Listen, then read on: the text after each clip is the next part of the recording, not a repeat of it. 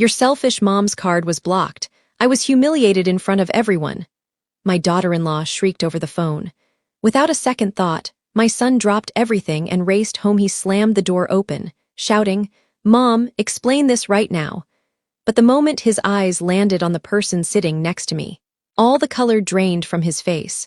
I'm enjoying my coffee when suddenly my daughter-in-law calls sobbing about a blocked credit card. 5 minutes later, my son bursts through the door, ready for a showdown. But when he sees who's sitting next to me, his face goes white as a sheet. What happened next left us all speechless, and you'll never guess the twist at the end. Don't even think about skipping because this story just keeps getting wilder. There are some days when you just want to melt into your favorite chair, slippers on, a hot cup of coffee in hand, and the comforting glow of the Golden Girls on the TV. That was my plan for the afternoon, a little slice of peace in a world that seems to get louder and more complicated with every passing year.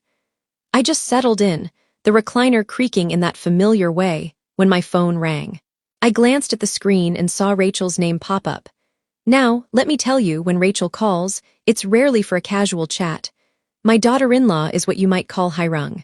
She's the kind of woman who thinks a broken nail is a 5-alarm fire, and a misplaced earring is grounds for a search party.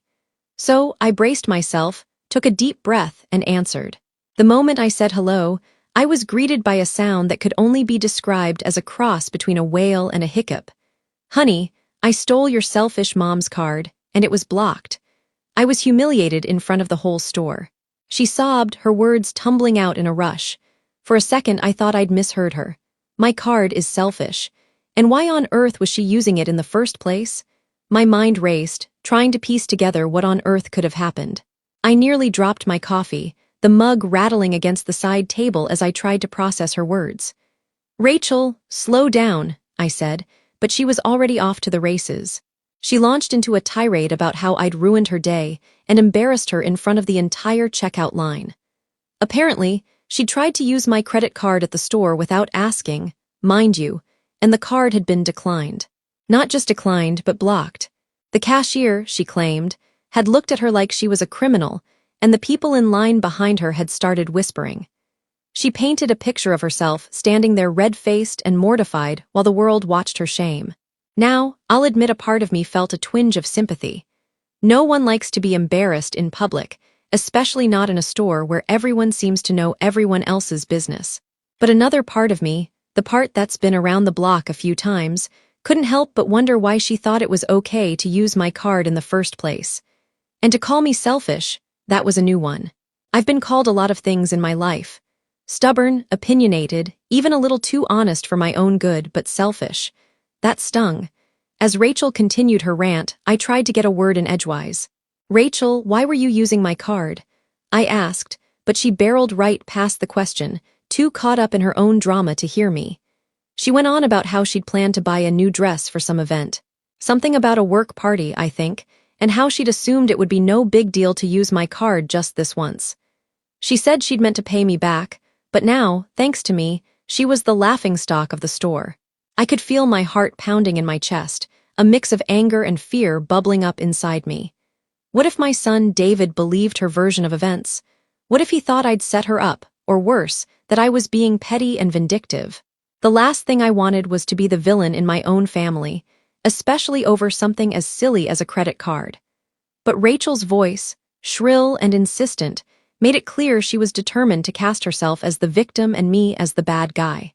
"Rachel, I didn't block the card to embarrass you," I tried to explain, but she cut me off again, her voice rising in pitch. "Well, it sure felt like it. I mean, who does that? Who blocks their own card without telling anyone?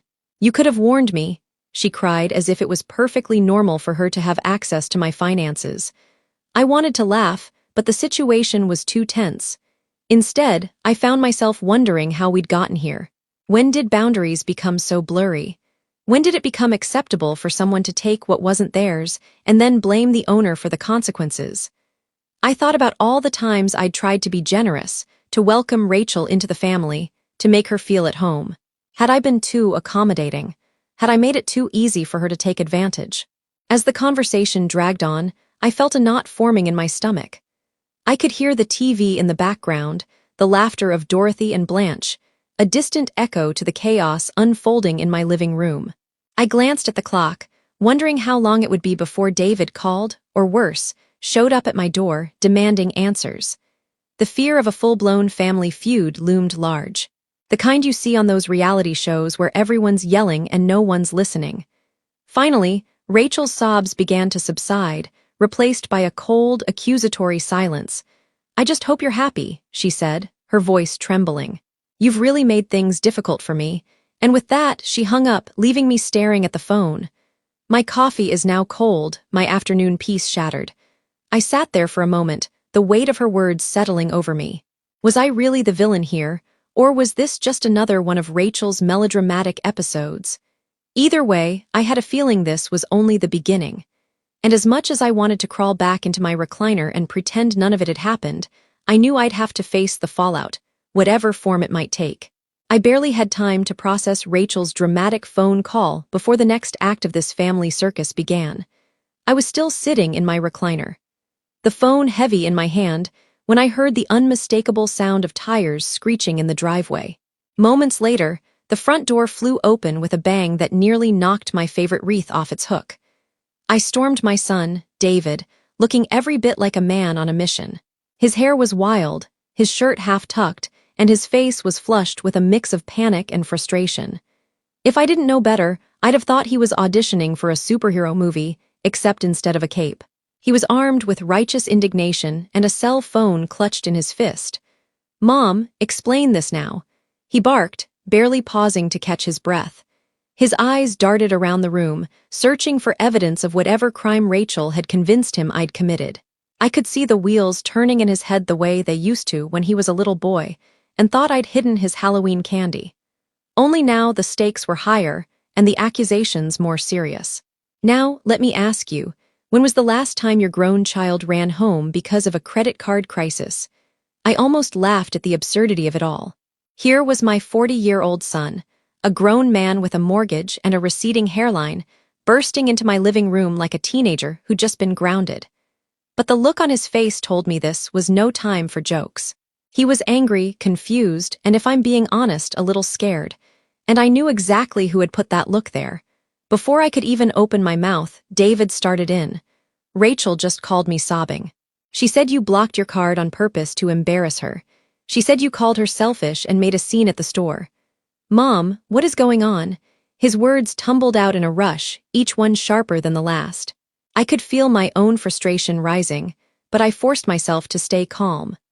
This was not the time to lose my temper, but just as David was about to launch into a full-blown lecture, one I'd heard 100 times before, about family unity and not making things harder than they need to be. He stopped dead in his tracks. His eyes, which had been blazing with anger, suddenly went wide. His jaw dropped, and for a moment he looked like he'd seen a ghost. Why? Because sitting next to me on the couch, cool as a cucumber, was none other than my old friend and his high school principal, Mrs. Thompson. She'd come over earlier that afternoon to help me set up my new online banking account. We'd been sipping tea and reminiscing about the good old days when David was still in braces and trying to sneak out of gym class. I'd almost forgotten she was there, so quiet and composed was her presence. "Mrs. Thompson," David stammered, his voice suddenly small. "What are you doing here?" Mrs. Thompson looked up from her tea, her eyes twinkling with amusement. "Hello, David. It's been a while. I was just helping your mother with some banking issues. You know, technology can be a bit tricky for us old folks," she said, giving me a conspiratorial wink. I couldn't help but smile. Leave it to Mrs. Thompson to diffuse even the tensest situation with a bit of humor. David, however, was still trying to process the scene in front of him. I could see the confusion warring with the anger on his face. He glanced from me to Mrs. Thompson and back again, as if trying to piece together a puzzle with half the pieces missing. "Wait, so you weren't trying to embarrass Rachel?" he finally asked, his voice uncertain. I shook my head, feeling a mix of relief and exasperation. "No, David, I had no idea Rachel was planning to use my card. Mrs. Thompson and I were just updating my account information, and the bank suggested we block the card temporarily for security. Someone tried to use it at the mall this morning, and they flagged it as suspicious. I didn't even know it was Rachel until she called me crying." Mrs. Thompson nodded in agreement. It's true, David. Your mother was just following the bank's advice. These days, you can't be too careful with all the scams going around. I've seen more than a few parents in my day who have had their accounts compromised by someone they trusted. David's shoulders slumped, the fight draining out of him. He ran a hand through his hair, looking suddenly much older than his years. I'm sorry, Mom. Rachel was so upset. She made it sound like you'd done it on purpose. I reached out and patted his hand. I know, honey, but you have to understand I would never do something like that to embarrass her or you. I just wish she'd asked before using my card. That's all. For a moment, the three of us sat in silence, the tension slowly ebbing away. Mrs. Thompson took another sip of her tea, her eyes crinkling at the corners. You know, David, I remember a time when you tried to use your mother's library card to check out a stack of comic books. You were so sure you could get away with it, but the librarian caught you red-handed. Some lessons, it seems, take a little longer to stick. David chuckled, the sound breaking the last of the tension. Yeah, I guess some things never change. As the laughter faded, I felt a wave of gratitude for Mrs. Thompson's presence. She'd always had a way of bringing perspective to even the messiest situations. And as I looked at my son, no longer the angry, confused man who'd stormed through my door, but the boy I'd raised, trying his best to do right by his family, I realized that maybe, just maybe, we'd all come out of this a little wiser. But as any mother knows, in a family like ours, the drama is never truly over. And I had a feeling this was just the beginning of another unforgettable chapter. You should have seen David's face. He looked like he'd seen a ghost standing there in the middle of my living room, his mouth opening and closing like a fish out of water. Mrs. Thompson, what are you doing here? He finally managed to stammer, his voice a mix of disbelief and embarrassment. I almost felt sorry for him, almost. After all, it's not every day you walk into your mother's house expecting a showdown, and instead find your old high school principal sitting on the couch, sipping tea as if she owned the place. Mrs. Thompson, bless her heart, just smiled that knowing smile of hers and took another dainty sip from her floral teacup. She had always been the picture of composure, whether she was breaking up a cafeteria food fight or apparently diffusing a family crisis. I was just helping your mother set up her new online banking, she said, her voice calm and steady. We had to block her card for security. Someone tried to use it at the mall this morning. She glanced at me with a twinkle in her eye, as if to say, don't worry, I've got this. David's face went through a whole range of emotions in the span of a few seconds. Shock, confusion, and then slowly realization. He looked at me, then at Mrs. Thompson, and then back at me again, as if the pieces of the puzzle were finally clicking into place. Wait, Rachel tried to use Mom's card without asking, he said, his voice barely above a whisper. I couldn't help but chuckle, the tension in the room finally starting to melt away. Looks like someone's been caught red-handed, I said, raising an eyebrow. And not by me, but by the bank's fraud department. I tried to keep my tone light, but there was no denying the relief I felt. For once, I wasn't the villain in this little family drama. David let out a long sigh and sank down onto the arm of the couch, rubbing his temples. I can't believe this, he muttered. Rachel made it sound like you'd set her up on purpose. She was so upset, Mom. She said everyone in the store was staring at her and the cashier treated her like a criminal. He looked up at me, his eyes full of apology. I'm sorry I jumped to conclusions. I should have known better. I reached over and patted his knee the way I used to when he was a little boy and needed reassurance. It's all right, honey. I know you were just trying to look out for your wife, but you have to admit this whole thing is a little ridiculous. I mean, who tries to use someone else's credit card without asking and then gets mad when it doesn't work out? Mrs. Thompson set her teacup down and leaned forward, her expression turning serious. David, I've seen a lot of things in my years as a principal, but one thing I've learned is that honesty always comes out in the end. It might take a little time and there might be some hurt feelings along the way, but the truth has a way of making itself known. She gave him a gentle smile. Your mother did nothing wrong. In fact, she did exactly what she was supposed to do, protect herself and her finances. David nodded, looking chastened.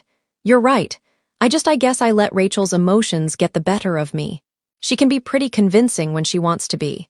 He managed a weak smile, and I could see the boy I'd raised peeking through the man he'd become. I decided it was time to lighten the mood. Well, if it makes you feel any better, David, you're not the first person in this family to get caught with their hand in the cookie jar. Remember that time you tried to sneak out with my car keys when you were 16? You thought you were so clever, but you left your sneakers by the door. I heard you tiptoeing all the way down the hall. I laughed, and even Mrs. Thompson joined in, her laughter warm and genuine. David groaned, but the tension in his shoulders eased. I guess I never was very good at sneaking around, he admitted. Maybe that's why I married someone who's a little more resourceful.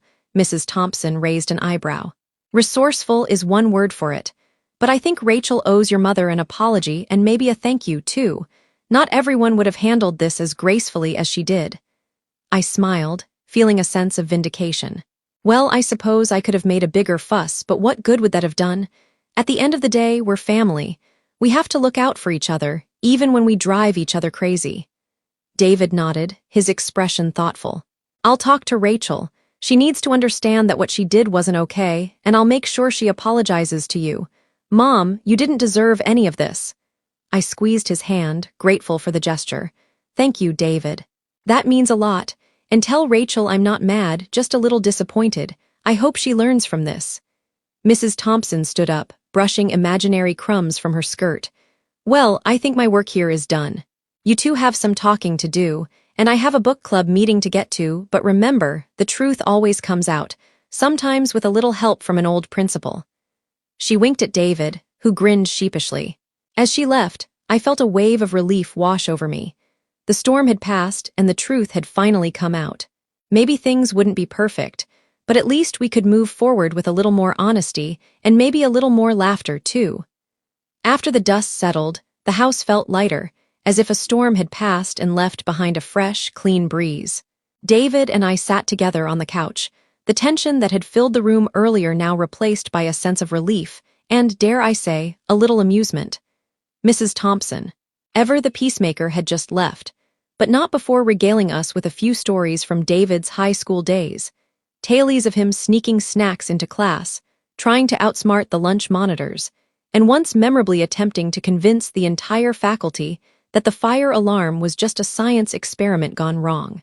David groaned and rolled his eyes, but I could see the corners of his mouth twitching with a reluctant smile. Even I had to admit it was good to laugh again after all the drama. Rachel, meanwhile, was still sulking on the phone, her voice drifting in from the kitchen where she'd retreated to nurse her wounded pride. Every now and then, I'd catch a snippet of her conversation with her sister. Something about unfair treatment and never shopping at that store again. I let her have her moment. We all need to lick our wounds sometimes, and I figured she'd come around eventually. After all, family squabbles are as old as time. And if there's one thing I've learned, it's that a little space and a lot of patience can work wonders. David, for his part, was quick to apologize. He turned to me, his eyes earnest and a little sheepish. Mom, I'm really sorry for jumping to conclusions. I should have known better than to believe Rachel's version without hearing your side. I guess I just wanted to fix things for her, but I ended up making it worse. He squeezed my hand and I could feel the sincerity in his grip. It's funny, isn't it? No matter how old our children get, they still need reassurance. Still need to know that we love them, even when they mess up. I smiled and patted his knee. Oh, honey, if I got upset every time someone in this family jumped to conclusions, I'd have run out of steam years ago. Besides, it's not the first time, and it won't be the last. The important thing is that we talk it out and move on. That's what families do. I meant it, too. Life is too short to hold grudges, especially over something as silly as a blocked credit card. We sat in companionable silence for a while, the kind that only comes after a good laugh and a little bit of truth-telling. I thought about all the times over the years when things had gone sideways. Birthday cakes dropped on the floor, Thanksgiving turkeys burned to a crisp, misunderstandings that turned into shouting matches, and then eventually into inside jokes. It's funny how the moments that feel the most embarrassing or stressful at the time often become the stories we tell and retell, the ones that bring us closer together. Mrs. Thompson's stories reminded me of that. She'd painted such a vivid picture of David as a mischievous teenager, always testing boundaries, but never straying too far from home. I could see the pride in her eyes as she talked about the man he'd become, and I felt a swell of gratitude for the people who'd helped shape him along the way. It takes a village, as they say, and I was lucky to have had such good company on the journey. As the afternoon sun slanted through the windows, I found myself reflecting on the lessons hidden in the day's chaos. Family drama is inevitable. There's no getting around it. We all have our moments of selfishness, our lapses in judgment, our knee-jerk reactions. But if we can meet those moments with a little humor and a lot of love, they don't have to tear us apart. In fact, they can bring us closer together, reminding us of what really matters. And let's be honest, ladies, who among us hasn't had a little credit card confusion now and then? I remember the time I tried to use my husband's card at the grocery store, only to realize I'd grabbed my library card by mistake. The cashier and I had a good laugh, and I walked out with a bag of groceries and a reminder not to shop in a hurry. Life is full of these little mix-ups, and sometimes the best thing we can do is laugh at ourselves and move on. As the day wore on, Rachel finally emerged from the kitchen, her expression a mix of embarrassment and defiance. She mumbled an apology not quite meeting my eyes, but I could tell she was trying. I pulled her into a hug, surprising us both. "It's all right, Rachel. Next time, just ask. We're family, and families help each other, but we also respect each other's boundaries." She nodded, and I saw a flicker of understanding in her eyes. Maybe it wasn't a perfect resolution, but it was a start. Later that evening, as I poured myself a second glass of wine and settled back into my recliner, I couldn't help but smile. The house was quiet again, the chaos of the day fading into memory. I thought about all the women out there who have weathered their own family storms, who have learned to find the humor in the madness and the love in the mess. We're stronger than we think, and a little laughter goes a long way. So, what would you have done in my shoes? Would you have laughed, cried, or maybe poured yourself a second glass of wine? Whatever your answer, I hope you remember that you're not alone. We're all in this together, navigating the ups and downs of family life with as much grace and humor as we can muster.